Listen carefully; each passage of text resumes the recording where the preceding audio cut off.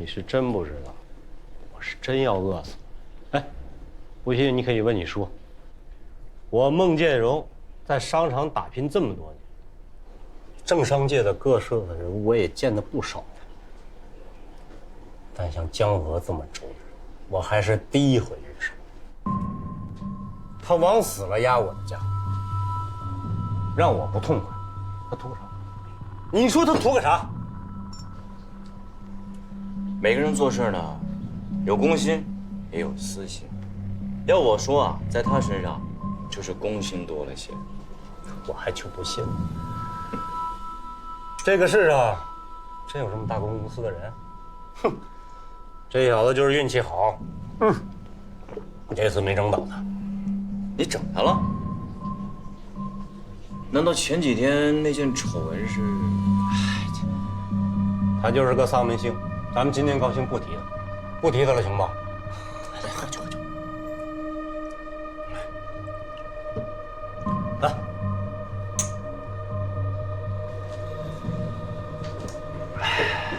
海涛，呀，薇姐来了，刚好在这儿碰巧遇见了孟总，我看时间还早，就跟他聊了2句。海涛，你约的是丁总啊？孟总自己吃饭呀？方便的话，一起吧。那求之不得啊！来，坐，来姐，走。海涛，你跟丁总之间有生意上来往吗？嗨，孟总，我的船队几斤几两啊，哪能入得了薇姐的法眼？我们只是对文玩古董比较感兴趣，有空的时候啊，一起坐下来聊聊。好，丁总也做这方面投资？投资是其次，主要是看自己喜欢吧。孟总有所不知啊，丁氏集团的古董珠宝业务一直是由薇姐负责的，而且啊，薇姐的品味在圈内也是有口皆碑的哦。哎，海涛，我听说藏玉的九眼天珠在国内炒得很火，是不是？是，炒得极热，而且一条九眼天珠手串也要8位数了呢。8位数？哎，什么是九眼天珠啊？孟总啊，九眼天珠呢是藏玉非常神秘的宝石，就连古玉跟它比起来也苍白的像一张纸，而且九眼天珠啊极为稀少，根本没有矿藏。这么说吧，想要得到九眼天珠，堪比大海捞针呐。海涛啊，我叔叔今年是70大寿。哦，祝寿的时候呢，我想送老爷子一份大礼，送他一串九眼天珠的手串儿。碰巧，我听说下个星期在滨海市有一场顶级的珠宝拍卖会，拍卖名目里面就有一串九眼天珠手串儿。你能不能替我跑一趟？姐，您不自己去？我也想自己去啊，可是我下个星期要去趟纽约，代表公司参加一次顶级的珠宝拍卖会，年前就定好了，所以我想来想去，最合适的人选就是你了。行，姐，我替您跑一趟。这样，您给我个权限吧。我的预算是1个亿，1个亿之内你随意支配，超过1个亿我就不要了。我预计8000万应该能拿下。好，我知道了，姐。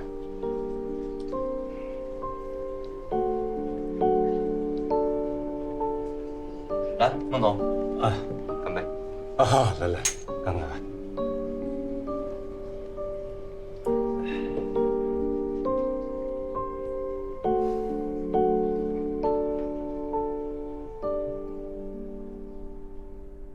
您刚才在饭桌上提九眼天珠，故意说给孟建荣听的？哦，对。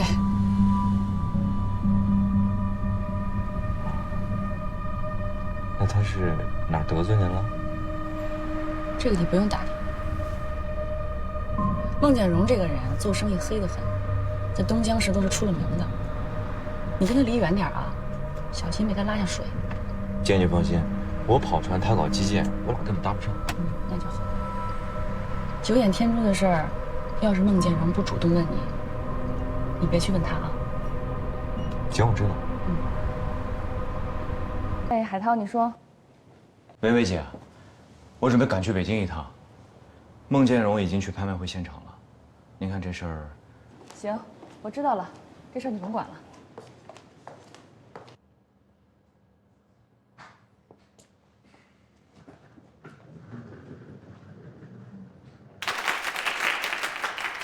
各位来宾，各位朋友，我知道大家对于本次拍卖会已经期待很久了。当然，本次拍卖会是值得你们期待的，因为今天我们所拍出的物件不仅有高档珠宝和玉器，更有制作精湛的明清年代的皇家宫廷用品，包括瓷器、玉器、景泰来以及实木家具。今天最重要的就是来自于我们藏玉珍宝九眼天珠手串，女士们、先生们，最激动人心的时刻现在开始了。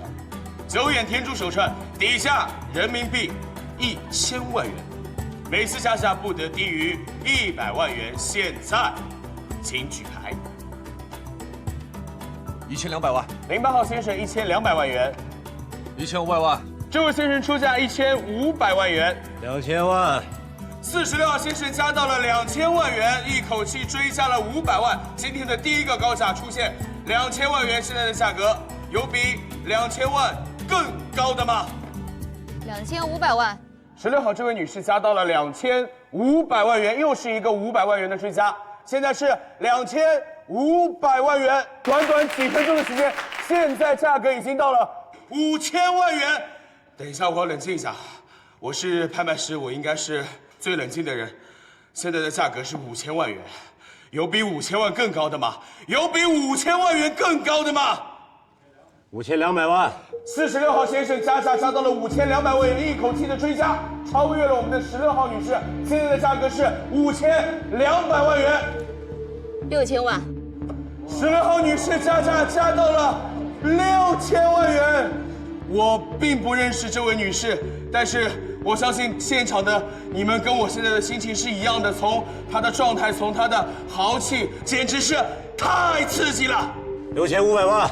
46号先生加到了6500万，我可以说他是财大气粗吗？看来46号先生对于我们九眼天珠真的是志在必得，他太爱我们的九眼天珠了。6500万元。6700万。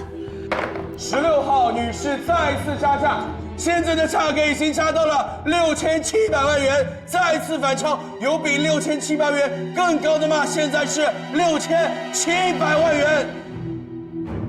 加到这么高啊！加这么多，是，真没想到。是，我预算是1个亿，1个亿以内你随便支配，超出1个亿我就不要了。我预计8000万应该能拿下。价格也太高了。是啊，这还怎么拍呀？加到这么高，这还怎么拍呀？这是，太高了。7000万。7000万元。46号先生加价加到了7000万元，真的是财大气粗。他对于我们的九眼天珠是势在必得。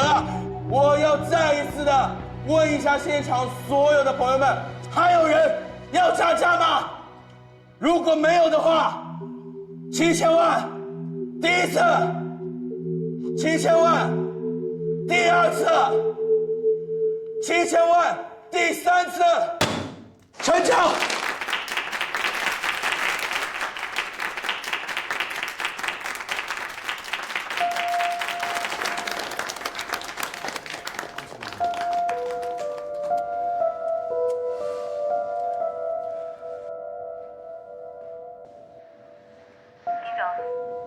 乔婷，黄老那篇文章下周可以发表了，在香港所有的收藏杂志上都要发一遍。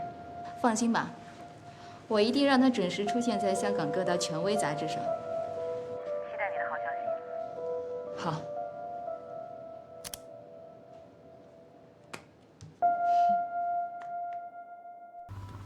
这事儿啊，我思前想后，除了海涛跟丁薇薇联手给我做的局，那不做他想。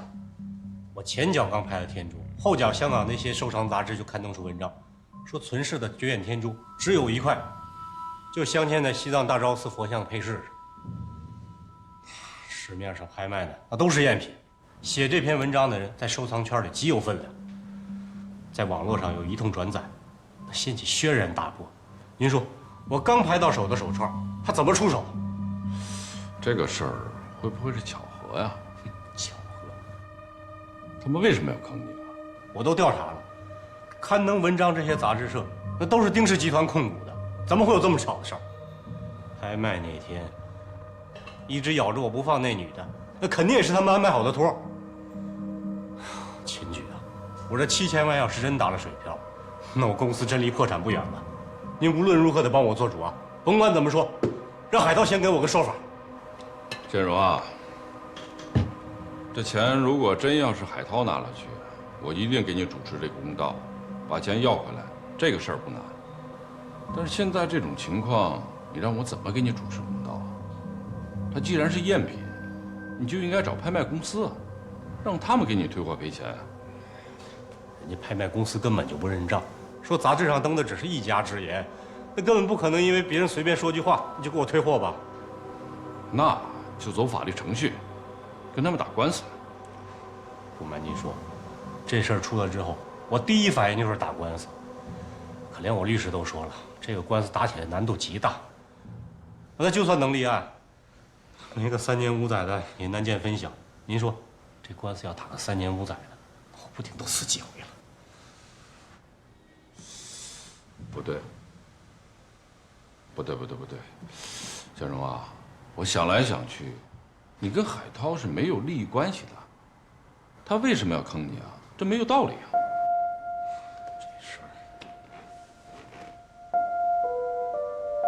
这事儿我也想不明白啊，要么他就让丁薇薇给利用了，反正这事儿跟他丁薇薇脱不了关系。丁薇薇，我问你，你为什么躲着不见孟建荣啊？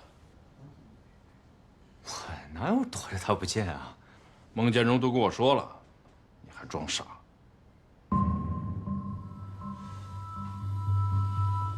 你是不是和丁薇薇合起伙来去算计他？没有的事儿，是他自己贪心不足。他去滨海之前，我跟他再三说过，我说看看热闹就行了，别跟着人家举牌。你还劝过他？当然了，他说什么？他想用7000万换取更大的利益，还说富贵险中求，人家自己贪念太足了。那这杂志的事儿是怎么回事啊？这我是真不清楚。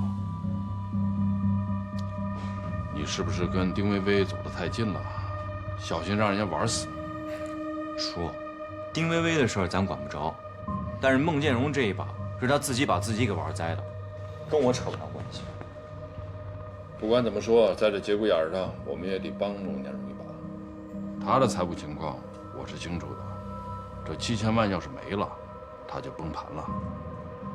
这个人我还要用，你想想办法帮他度过这一关。叔，我跟您说实话吧，孟建荣这一把过不过得了，我说了不算，您说了不算，只有他丁薇薇说话才算数。你不要什么事儿都往丁薇薇身上推。孟建荣又不是草包，咱现在当务之急是防汛，孟建荣的事儿就先放一放吧。你知道什么呀？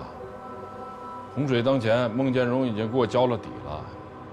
他在那个工程上弄虚作假，这一旦溃堤，我能脱得了干系？这个孟建荣，没想到我的心这么黑，这么重要的项目上还能玩这一套。怪不得大晚上的您这么着急过来找我，咱可是亲叔侄儿啊！您的事儿我责无旁贷。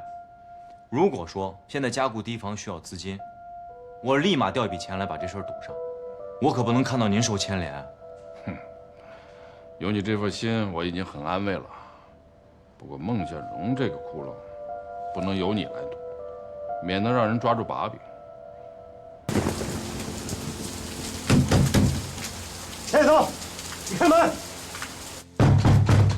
钱海涛，你给我开门！你开门，钱海涛！你开门，我知道你在屋里。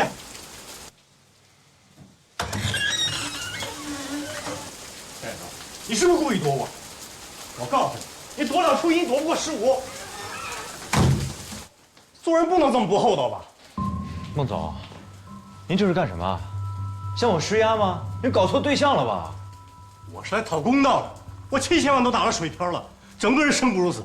你可倒好，躲在家里清闲自在的。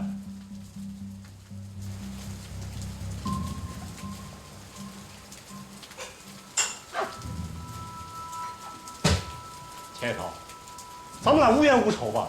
啊，说起来也算是自己人。你为什么跟丁薇薇一起设局害我？今天你要把这事说清楚，我还就不走了。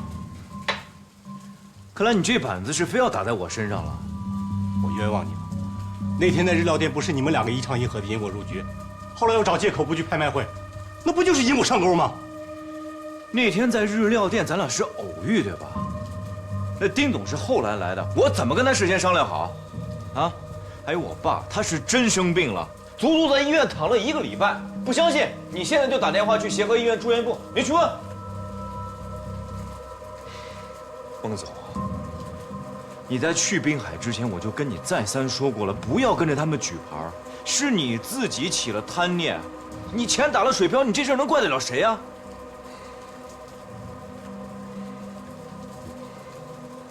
那要真像你说的这样，那咱们俩都让他给骗了。孟总，你口口声声说丁薇薇骗你，丁薇薇骗你，可我就是想不明白，这丁薇薇骗你的动机是什么呀？那我也不知道啊，我到底哪里得罪他了？我倒是去找他了，人还没见着，就让他秘书挡在门口了。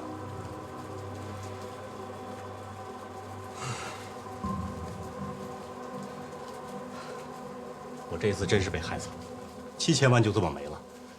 你叔又逼着我给房屋底补漏，后边好几个老板追着我要钱，怎么下去？怎么下去？我公司真要是亡了。海涛，这次无论如何你得把丁薇薇给我约出来，咱们当面把这事说清楚，要不这事儿还是没完。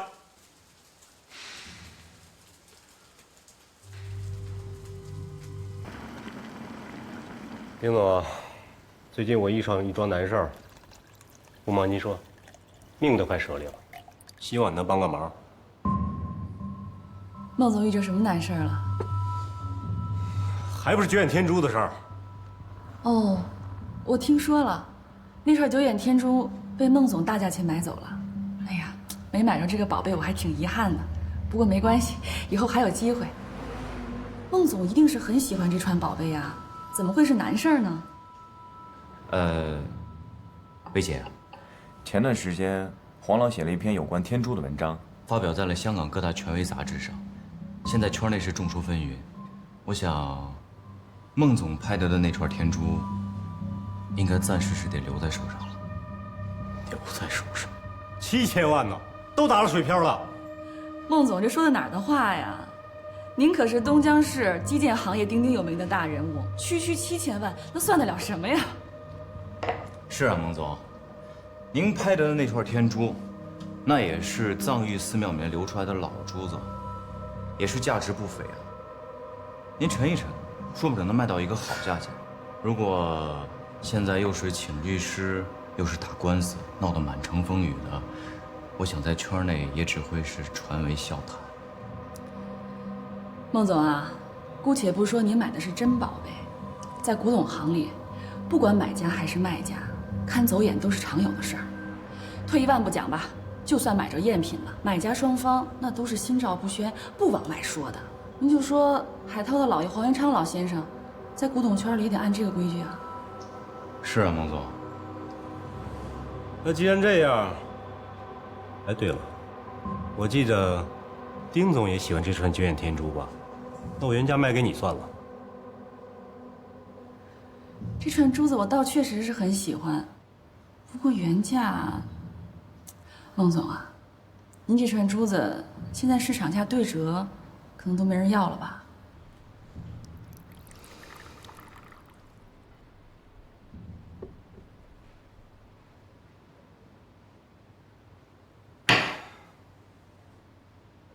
我实话说了吧，我本打算接下延山煤矿一个基建工程，但手里流动资金不充裕，才想了这么个主意。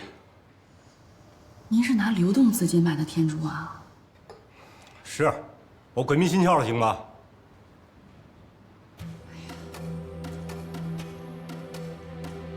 那这个忙我得帮啊。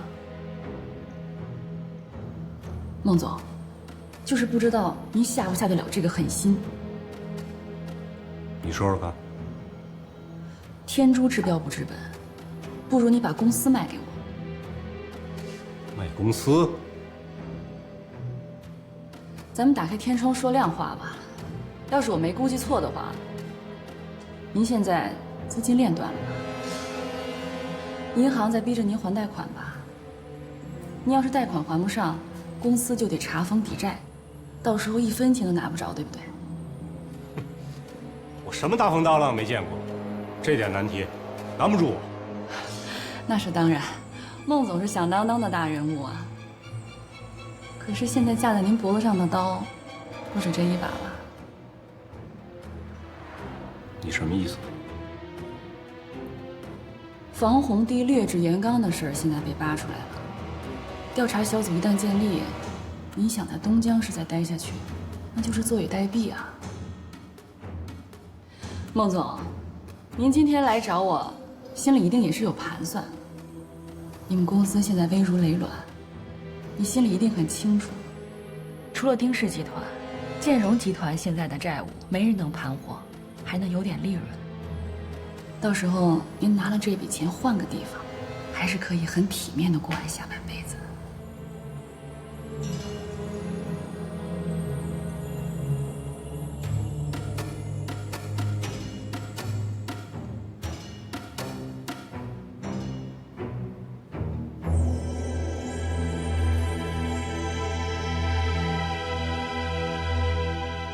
你把这家建筑公司的情况了解的再具体一些，回头再跟我说。啊，叔叔，建荣集团被我们拿下了，这真是个好消息呀！哎呀，具体收购的时候，把债权债务处理干净。您放心吧，我不会让孟建荣钻空子的。坐，哎，薇薇啊，在国外历练了这几年，你整个人都脱胎换骨了，事业上是得心应手。丁氏集团呢，逐步交到你手上，叔叔我深感欣慰，啊。但是你毕竟是个女人呐，父母又走得早，啊，叔叔我希望你感情上有个依托。有个人能帮着你，陪着你。那时候我看你对江河有点割舍不下，所以才同意你回到东江港的。我知道，回来我也没后悔过。原本想的，你和江河有感情基础，只要你同意，他有什么不乐意的？没想到几年下来，他确实就不一样了。叔叔，您就别操心了。这段时间我也想明白了，可能确实卢倩比较适合现在的江河吧。我也不想勉强。真的？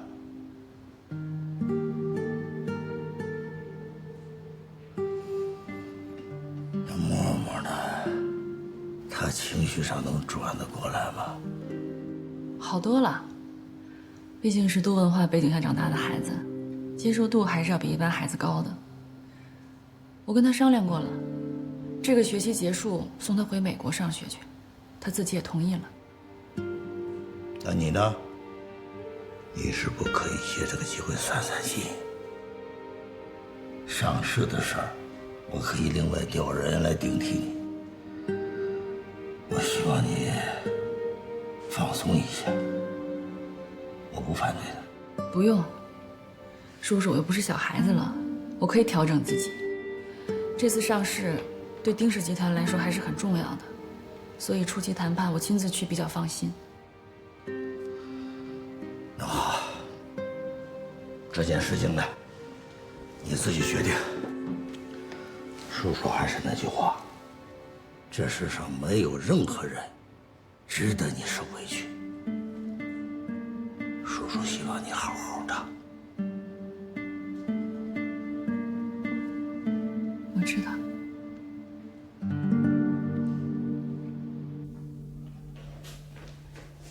这合同明显有猫腻。我跟你说，江总，秦石和朱三仔肯定都有问题。这话不能乱说。这不明摆着的吗？评估公司丁氏集团就算有勾结，那他们是怎么骗过朱三才和秦植的？评估公司是不是朱三才找的？最后的合同是不是他秦植签的？要说这俩人没问题，没收丁氏集团1分钱，我100个不信。先别激动啊！我刚才看那个郑律师啊，说话还是有所保留，有些话没说。我让老郭去找他了，听听他怎么说吧，再做打算。这就是贪污受贿、侵害国有资产的。如果真如你所说，那这事情可就严重了。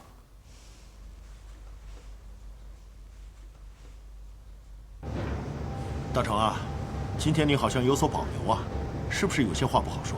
老郭，你跟我说句实话，这件事你到底参与了多少？我今天已经说了，我只是在党委会上表决的时候没有提出反对票。其实当时我也是心存疑问，只是负责这件事情的朱三才说，他请的是第三方的专业的评估公司，走的也是正常的程序。再想想，港务局当时这个烂摊子，所以我就没有提出质疑。老郭，我今天说你们被评估公司给坑了，不过你想，评估公司为什么要坑你们？想过没有？难道他们被丁氏集团收买了？这是毋庸置疑的。不过，一般评估公司是你们委托的，结果也是你们要认的，所以你方的负责人是最为关键的。你的意思是，有人收受了丁氏集团的贿赂，才造成国有资产的严重流失？这个我可不敢说，无凭无据。不过我要提醒你，还是要慎重一点。所以有些话，我是万万不能在别人面前说的。我跟你说的，你最好也烂在肚子里。大成，你不知道我们江总这个人，他是一个心底坦荡、一心为公的人。如果让他知道这样的事情啊，一定不会善罢甘休。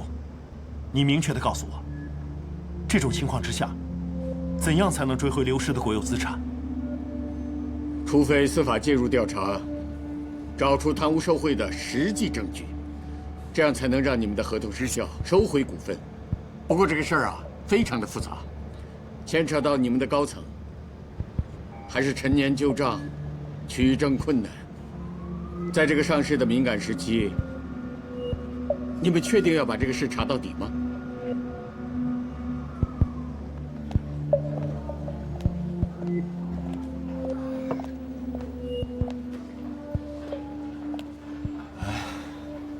想，来，坐。你怎么喝这么多酒啊？我还以为你会像上次一样不来了呢。你是不知道啊，就是在这里，上次就是因为你没来，我让一个女人给设计了，我现在是倾家荡产。什么情况啊？你惹着什么风流债了？别瞎猜，我的风流债只有你一个。我真是上辈子欠了你，我对你是掏心掏肺呀，可就是怎么也追不到的。咱们俩就是不合适而已，这天下好姑娘多着呢，你就别在我这浪费时间了，啊！以后啊，就是想浪费，也没机会了。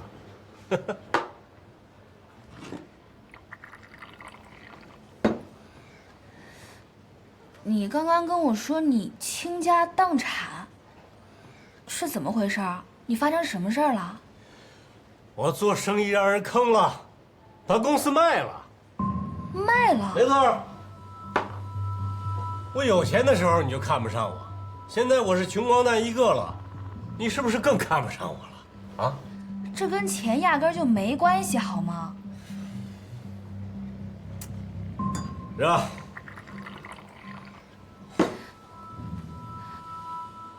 哎，你少喝点吧。那你把公司卖了以后，你怎么打算啊？不知道，没想好呢。哎，我得先去趟西藏，看看把我坑了的那个九眼天珠它长什么样，然后啊，我就走到哪儿算哪儿，走到哪儿算哪儿。喝酒啊，你倒是。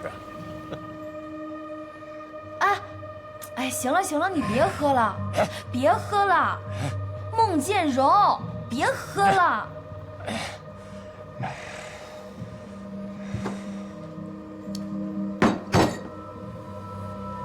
你公司就算是没了，以你现在的能力和人脉，你再努力，肯定会东山再起的呀。我是真心不想看见你现在这个样。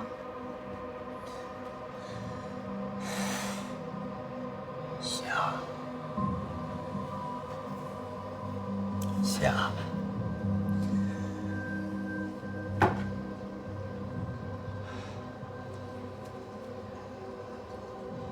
有你这句话，我就心满意足了。来，陪我喝一杯，就当是为我送行了，啊！我喝一杯。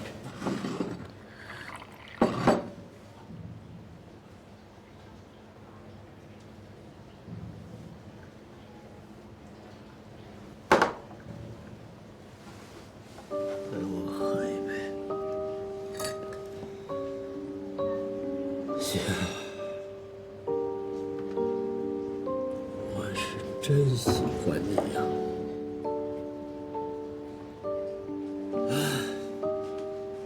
陪我喝一杯，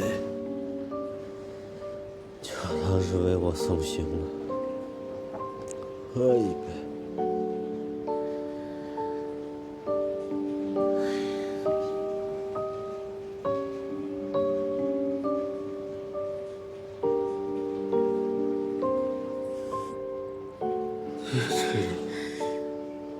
你是我见过最漂亮的女孩，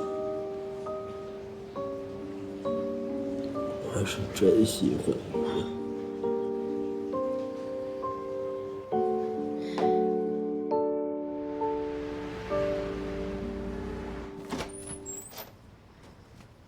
妈，江河。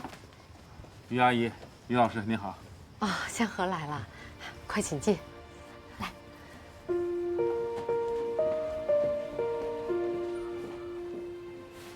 我爸呢？啊，在书房呢。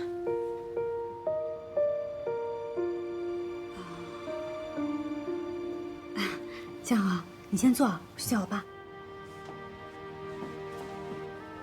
江河，快坐吧。好，谢谢于老师。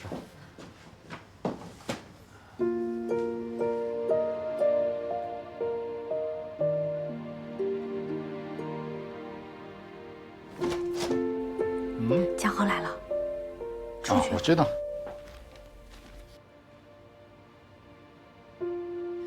江河，吃点水果。谢谢于老师。快点啊！哎，你别拽着。江河都来了，你干嘛呢？好。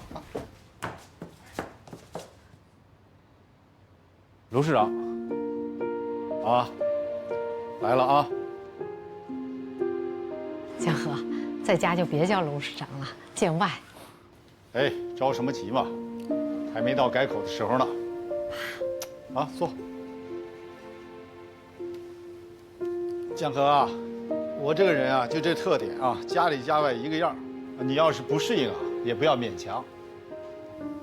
适应，已经适应了。卢市长，我正好有点事儿要跟您汇报一下，要么我们换个房间说。你来谈工作的呀你？啊，你们谈工作啊，就去书房谈吧，谈完了工作再吃饭。好啊，来吧。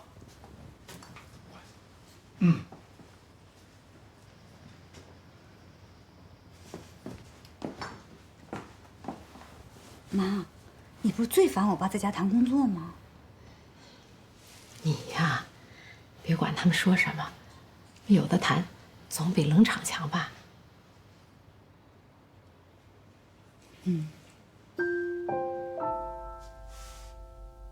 你的指控可有证据？这几天我们又找了新的评估公司跟审计公司，对当年的情况呢重新进行了结算和评估，得到的结论是，丁氏集团4000万购买的股份，按照当时的市值计算，至少值2个亿。2个亿？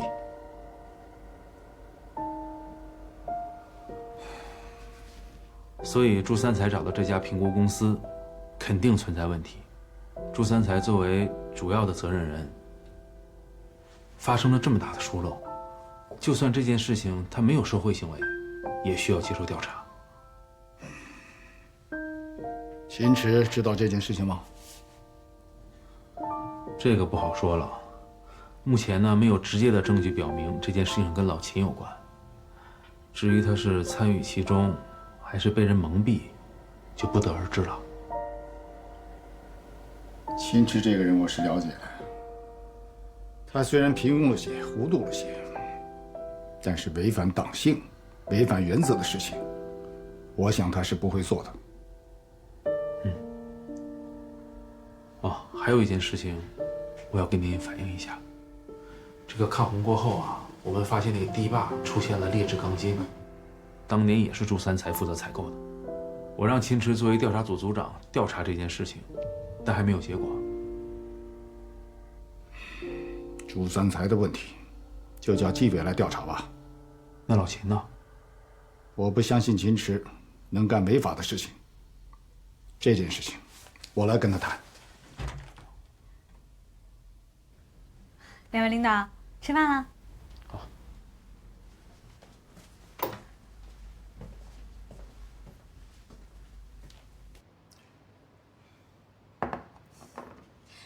来，欢迎江河第一次来我们家。董事长，于老师，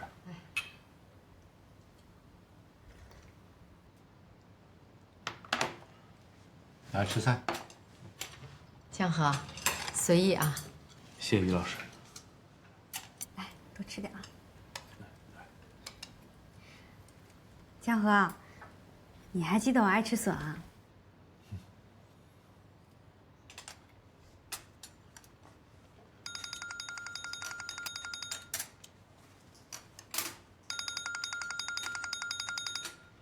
对不起啊，我女儿电话。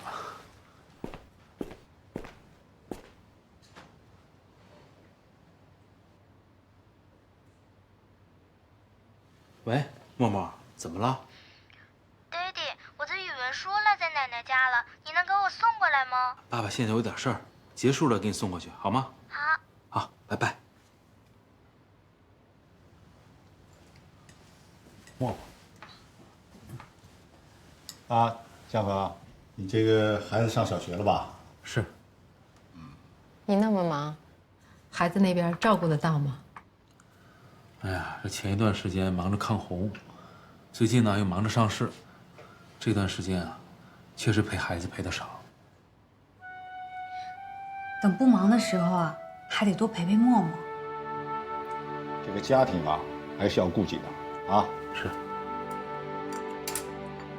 江河啊，我们活到这个岁数啊，名利已经看得很淡了。但是，你知道我们心里最牵挂、最在乎的是什么吗？你也是做父亲的人了，相信你能懂。于老师，我明白，你跟卢市长现在最看重的，就是下一代的幸福。我有过婚姻，有一个孩子。我觉得那孩子啊，就是上天赐给我的礼物，我对他一直都有责任的。我跟倩倩在交往的时候呢，也讨论过这个问题。我非常感激倩倩对我的理解。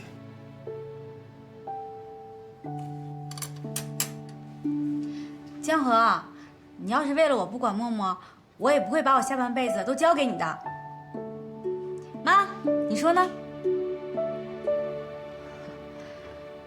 为天下之至诚，能胜天下之至伪。你的坦诚很难得。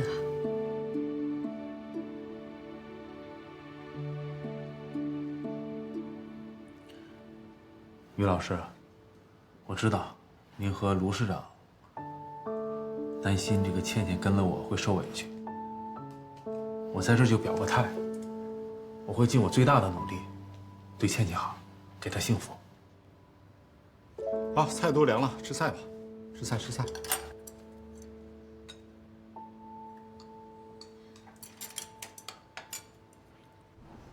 我今天呀也约了秦总，但他为了避嫌没来。现在是非常时期，最好还是少见面。你以为我愿意来啊？我是没办法吗？朱总，别这么说呀，毕竟这么多年的关系了嘛。算了，跟你说个好消息吧，我今天请你吃饭是辞行的。辞行？没错，你要离开东家啊？我打算出国待一段时间。那你银行的贷款都还上了？别提了。来，里边请。孟总，菜都已经准备齐了。行，下去。好呀，做生意让人坑了，把公司卖了，东拼西凑啊，凑2个钱，勉强算把银行贷款还上了。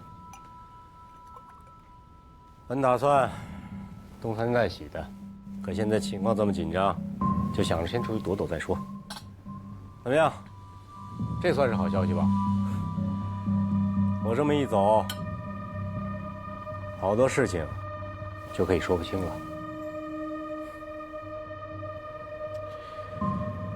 老爸，别那么悲观啊！俗话说得好，留得青山在，不怕没柴烧。只要我跟老秦在，保证你有翻身的那一天。来，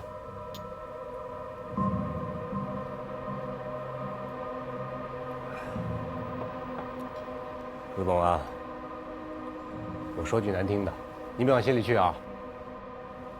现在大环境这么紧张，中央反腐这把刀一直在大家伙头上悬着呢。中央巡视组是一波接着一波。我劝你啊，也给自己留条后路。一旦有什么事儿啊，拔腿就跑，啊！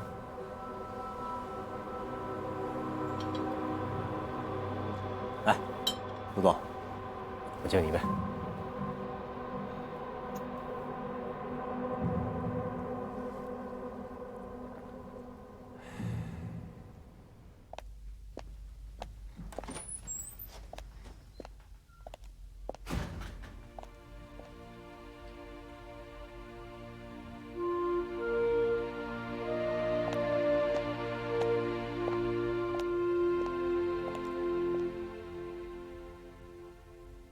于教授，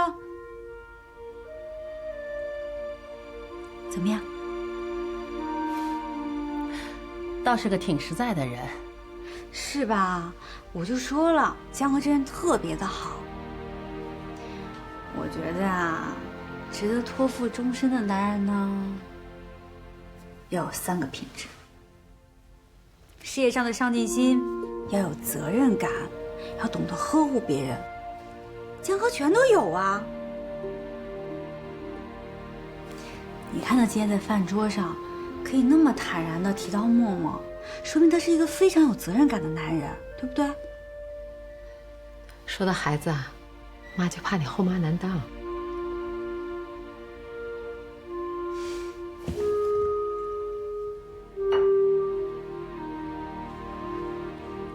妈，我知道你有一些顾虑。可是我们不能被传统观念所束缚呀。这最重要的不是面子，比起我的幸福来说，这面子算什么呀？对不对？能和我爱的人在一起，这才是最大的幸福。道理妈都懂，可妈心里就是觉得太委屈你了。我不委屈，我幸福着呢。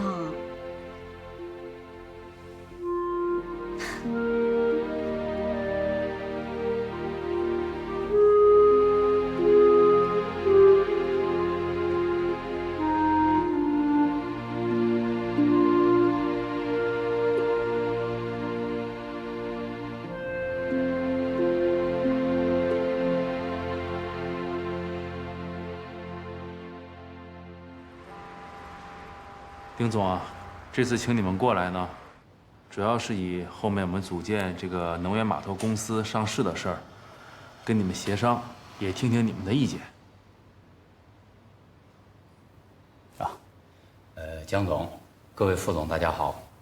现在港口集团的发展形势，大家是有目共睹的。丁氏作为老朋友，当然在这个时候要继续为港口集团的发展贡献自己的力量。丁总今天代表集团过来呢，也是表明了我们的态度。无论在资金上，还是将来上市的辅助工作方面，我们丁氏定当鼎力相助。说的太好了，丁氏集团的确是我们的老朋友了，以后还要长远的合作呀。对了，江总，您对新公司的构成有什么设想没有啊？是这样的，我们考虑啊，未来的能源公司发展呢，需要多元化的股份结构，也需要优质资源的支持，所以我们引进了崖山煤矿和东海油田来作为新的合作伙伴加入。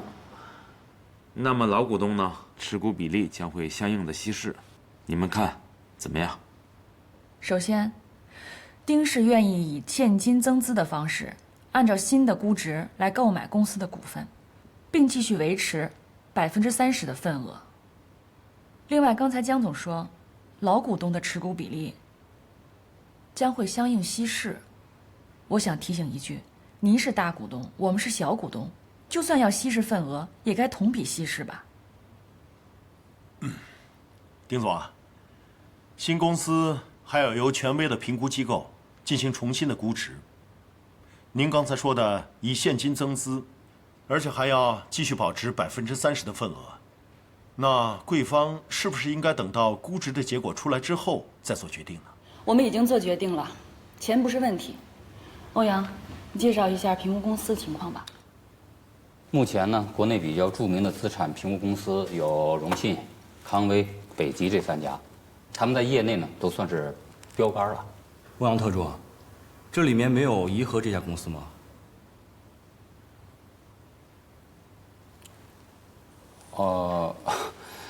这个印象我并不是很深了啊。那估计是欧阳特助记忆力不太好，我提醒你啊。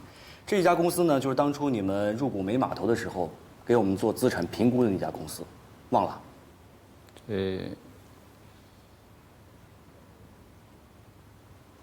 沈总，你特别提到这家公司，什么意思啊？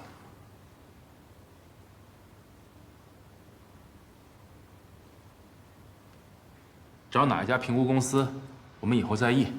啊，丁总啊，我非常感谢丁氏作为老朋友对上市的支持，但是我希望呢，你们也考虑一下，这个新的伙伴加入啊，也是对能源码头公司未来的发展是有益处的。咱们今天只是一个初步沟通，不一定非要说有什么协议啊。我们也明白丁氏的态度，继续合作这是毋庸置疑的。我看不如这样吧，等新公司的价值评估有了结果，我们再一起讨论也不迟嘛。江总，丁总的意见呢？这个可以啊。我们就是希望在谈的时候，江总和在座的各位要顾及一下丁氏集团作为老朋友的感受，别有了新朋友，就寒了老朋友的心呐。一定。丁总一说老朋友，突然想起来一件事儿，当初你们签订入股煤码头合同的时候，好像没把我们当朋友吧？您这是什么意思啊？我是想说，当初这个合同是怎么签下来的，你们心里没点数吗？不是，沈一威，你胡说八道什么呢？当时的合同是经过局党委讨论、上报市里才签订的，有什么问题吗？人家丁氏集团投资煤码头，那是雪中送炭，他们到底是雪中送炭呀，还是趁火打劫呀？不是，以为？哎，江总，你别拦着，我倒要想听听沈总的高见。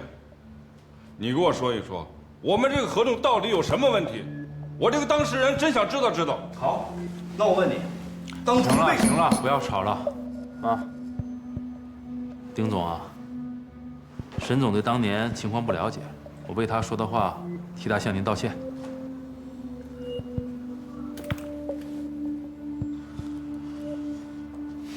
那今天就聊到这儿吧，啊，一切等评估结果出来以后再说。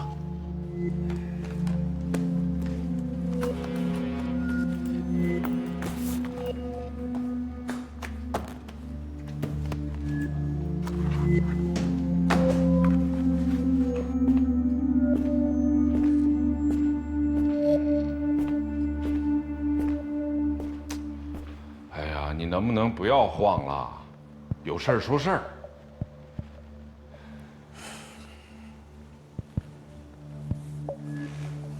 老秦啊，自打这个江河回来，是不停的找我们麻烦的。你就说今天上市的这个事儿吧，非得让人家丁氏集团减持，又让沈一威把合同的事儿扯出来，这不是诚心让我们过不去吗？天要下雨，娘要嫁人，他们诚心要想报复，我们也没辙。孟建荣和刚才的事儿才过去，这又把合同的事儿扯出来整我们。这是个连环套啊！你别老我们的，这合同有什么问题啊？我是问心无愧。老秦啊，你问心无愧有什么用啊？知道什么叫明枪易躲，暗箭难防吗？你到时候闪都来不及。哼，捅窟窿，他要想捅，得有地方下手才行啊。老朱，不是我说你，你是不是又干了什么了？看你这抓耳挠腮的样子，一看就是心虚。我有什么可心虚的呀？我的那些事儿你都知道啊。我这不是为了我自己，我是替你打抱不平，知道吗？啊，合同是你签的，质疑合同就是质疑你。行了，我知道了，你也别生气啊。不管是江河还是沈一威，想要指控我，都没有证据，平白无故的，我就不相信他们能捏造出什么罪名来。你也放宽点心。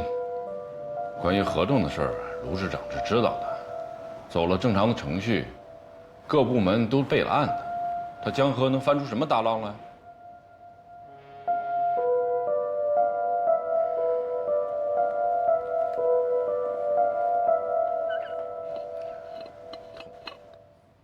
你今天怎么这么莽撞？那万一打草惊蛇了怎么办？你知不知道，纪委已经对朱三才展开调查了。你这时候让他有所警觉了，他销毁证据怎么办？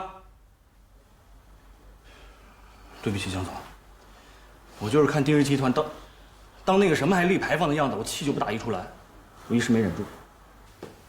你现在不是毛头小子了啊！你堂堂的副总，这点气沉不住吗？你让我以后怎么放心把上市的事交给你？江总，今天是我不好，我有问题，但是你也知道，当初我是因为举报秦池被报复才去开摩的的，我就是看不惯他跟朱三才道貌岸然、人前人后两副嘴脸的样子。2个亿呀，江总，4000万这个线卖了，你都不知道那个时候我们职工的日子都过成什么样。他们这么干还有良心吗？还有那个丁氏集团，明明是趁火打劫，还装作一副大恩人的嘴脸。我要是不怼他，我这口气咽不下去。我理解你的心情啊，但你这也是欠考虑的。再说了，那丁薇薇也未必知道实情。怎么？你觉得我在袒护丁薇薇？江总，虽然丁总是你的前妻，但该说的话我还是得说。当初就是他代表丁氏集团来签约的，你要说他不知情，我不相信。他那个时候刚从美国回来，对东江港还不了解。关于入股的事儿，都是那个丁怀指挥欧阳帮他做的。当然了，他具体知不知情，我也不敢肯定。等我找个时间吧，我跟他好好谈谈。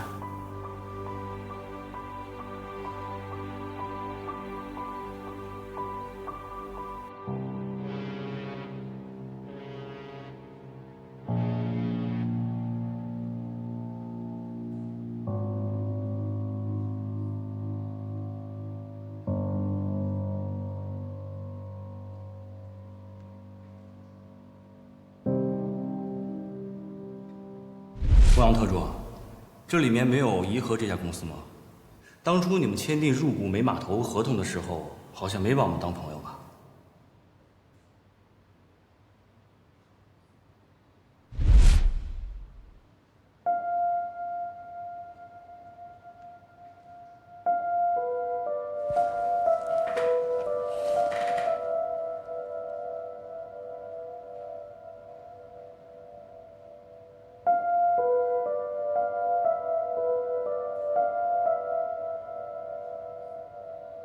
你好，丁董。你曾经答应过我，万一有什么事儿，你会给我安排一条后路。放心，还没有到那种程度。我答应的事情我会安排的。如果真到了关键的时候，我会让欧阳和你联络的。好，谢谢丁董。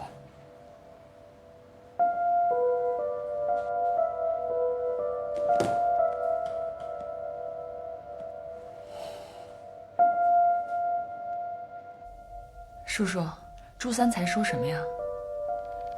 他怕了。其实我有点担心，我们这算不算商业欺诈呀？还有，贿赂国家干部、侵吞国有资产，这一旦要被查出来，不但既得利益不保，连我们公司也会被处罚的。在商言商，用最少的钱获取最大的利益。这是资本的本性，根本就不存在什么商业欺诈。我只不过是利用一些灰色手段，另外就是牵扯到贿赂和侵占。您放心，只要没证据，谁也不能把我们怎么样。再说了，那些都是陈年旧事，要不是秦氏和朱三才对江河下手太狠，江河也不可能翻这些旧账。这里面还有秦池的事儿。秦池当时是主管领导，合同也是他主导的，他当然知道详情。那既然这样的话，我们增资的事儿是不可能实现了。我看也未必。江河现在主要工作就是推动上市。你去跟江河谈，他要整秦池和朱三才我不管，只要不牵扯到我丁氏集团，我就可以大幅度的为他上市提供资金的投入。这样对公司对他个人都有好处，先公后私也好，先私后公也好，我想江河都不会拒绝。叔叔，我了解江河这个人，他是很有原则的。公司面前，他一定是先公后私。还有，他一旦要是抓着我们实际证据，一定会让我们出局的。这事儿我干不了，我也没办法面对他，这么堂而皇之的说出这些话。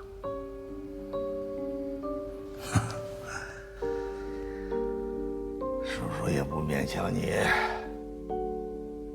不愿意，那我就上市的时候另找他人啊。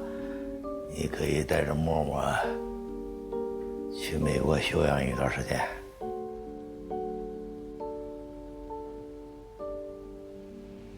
我今天要是不来，你是不是还拖着不给人家发货呢？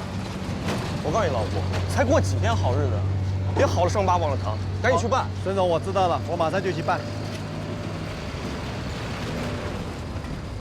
哎，刘希雅，不是，你怎么进来的呀？我说我是沈总朋友就进来啦。就这么简单？提沈总还能简单啊？看来保卫科得下岗几个了啊！行了，去我办公室坐会儿吧。你今天怎么突然跑这儿来了？啊，上回抗洪之后，很久没有看见你们了，甚是想念，所以我就过来啦。你们，这个你们还有谁啊？多了，江河哥呀，卢倩姐呀，顺便还有你。这个，那你的意思是你已经见完江总和卢倩了是吧？没有啊，我这不是顺路先来看看你们。他们在江南，我这在江北，我这顺路。哎呀，你怎么这么多问题啊？我是来考察场地的，当然是顺路。你不欢迎我，我先走了。走吧。哼！哎，别，你还真走啊你啊！欢迎，我举双手双脚欢迎，行了吧？这还差不多。其实呢，我今天来还是有事情要相求的，不知道咱们沈大经理愿不愿意帮忙呀？哎呀，千万别这么说，只要是我能力范围之内的，没问题。其实吧，这件事对你来说就是小事一桩。我现在在一家民营的艺术团工作，想来江北搞一个艺术节，刚好看中了一块地就在这附近，所以想跟你借点人力物力搭建个舞台，我可以免费为咱们码头的员工还有江北的居民演出，你觉得怎么样？文化共建，好事儿，没问题。我就知道你是个爽快人。今天啊，你正好来巧了。这段时间忙着上市的事儿，忙得焦头烂额，就今天这会儿有空。这样吧，待会儿坐我的车，我带你去看看你说那块场地，然后呢，我再尽尽地主之谊，顺便啊，请你吃个饭。哎呀，既然这样，那我就百忙之中，顺便跟咱们沈大经理吃个饭吧。好，荣幸之至。